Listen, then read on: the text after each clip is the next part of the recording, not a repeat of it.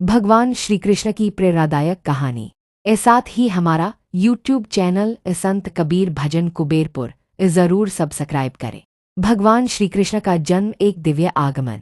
श्री कृष्ण का जन्म द्वापर युग में मथुरा में कारागार में हुआ था। उनकी माता देवकी और पिता वासुदेव थे जब कंस नामक राक्षस ने मथुरा में आतंक मचाया और अपनी ही बहन देवकी को बंदी बना लिया। तब भगवान विष्णु ने वादा किया कि वे 8वें पुत्र के रूप में जन्म लेकर अत्याचार का अंत करेंगे। जब कृष्ण जन्मे तो आधी रात को वासुदेव उन्हें यमुना पार कर गोकुल ले गए और नंद बाबा यशोदा को सौंप आए। यह घटना अपने आप में चमत्कारी थी। यमुना शांत हो गई, पहरेदार सो गए और कारागार के दरवाजे स्वयं खुल गए। बाल लीला, प्रेम, चंचलता और दिव्यता का संगम। गोकुल और वृंदावन में कृष्ण ने बचपन में जो लीलाएं की वे आज भी लोगों के दिलों में जीवित हैं। उनकी बाल लीलाएं केवल मनोरंजन नहीं थी, वे गहरे आध्यात्मिक संकेत देती थीं। माखन चुराना, यह लीलाएं हमें बताती हैं कि भगवान को सरलता, निश्चलता और प्रेम अधिक प्रिय है। कालिया नाग का दमन, बुराई पर अच्छाई की विजय। गोवर्धन पर्वत उठाना, जब इंद्र ने गोकुलवासियों पर वर्षा का संकट डाला तो कृष्ण ने अपनी छोटी उंगली से गोवर्धन पर्वत उठाकर सबको बचाया। यह संदेश देता है कि यदि आप सच्चे विश्वास के साथ भक्ति करते हैं तो भगवान आपकी रक्षा करेंगे।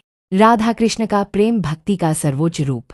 श्री कृष्ण और राधा का प्रेम लौकिक नहीं अपितु आत्मिक प्रेम का प्रतीक है। राधा कृष्ण की लीलाएं यह सिखाती हैं कि जब प्रेम में आत्मा परमात्मा एक हो जाए तभी सच्चा भक्ति भाव उत्पन्न होता है। यही कारण है कि राधा का नाम श्री कृष्ण से पहले लिया जाता है। मथुरा गमन और कंस वध, अधर्म पर धर्म की विजय।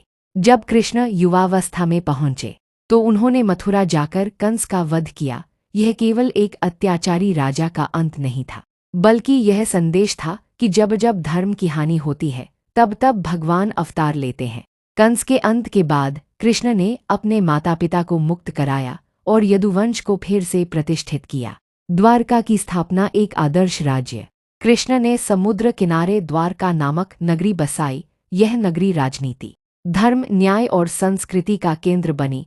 वे स्वयं द्वारकाधीश बने परंतु कभी भी राजा की भांति अहंकार नहीं किया। महाभारत और गीता, श्री कृष्ण का बोधिपथ। श्री कृष्ण का सबसे महत्वपूर्ण योगदान महाभारत के युद्ध में दिखाई देता है, जब कौरवों ने पांडवों को छल से वनवास दिया और द्रौपदी का अपमान किया। तब धर्म के पक्ष में खड़े होकर श्री कृष्ण ने पांडवों को मार्गदर्शन दिया। युद्ध भूमि में अर्जुन जब मोहवश युद्ध से पीछे हटने लगे तब श्री कृष्ण ने उन्हें भगवद गीता का ज्ञान दिया। गीता केवल युद्ध की बात नहीं करती, बल्कि जीवन के प्रत्येक क्षेत्र में संतुलन, कर्तव्य और भक्ति का मार्ग दिखाती है। उनका यह उपदेश उन्हें योगेश्वर बनाता है। कृष्ण का जीवन संदेश हर युग के लिए प्रासंगिक। श्री कृष्ण का जीवन केवल एक धार्मिक कथा नहीं, बल्कि एक मार्गदर्शक ग्रंथ है। एक, भक्ति के साथ कर्म करो, फल की चिंता मत करो। 2, धर्म की रक्षा के लिए सदैव तत्पर रहो। 3, जीवन में संतुलन बनाए रखो, न सुख में डगमगाओ न दुख में। 4, प्रेम, नीति और विवेक से जीवन जियो। श्री कृष्ण और संत परंपरा।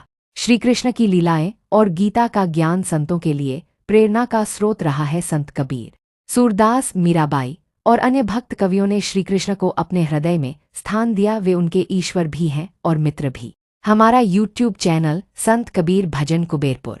अगर आप श्री कृष्ण की लीलाएं, भजन, रासलीला और संतों की वाणी को सुनना चाहते हैं तो हमारे यूट्यूब चैनल संत कबीर भजन कुबेरपुर को आज ही सब्सक्राइब करें।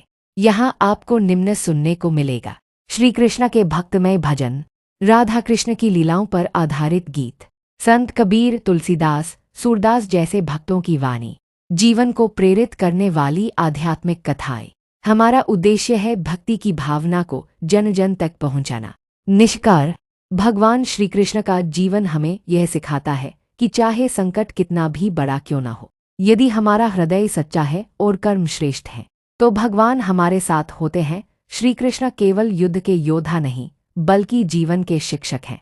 तो आइए उनके बताए मार्ग पर चले और भक्ति की ओर एक और कदम बढ़ाए। आज ही हमारा यूट्यूब चैनल संत कबीर भजन कुबेरपुर सब्सक्राइब करें और श्री कृष्ण की लीलाओं का अमृत रस पान करें।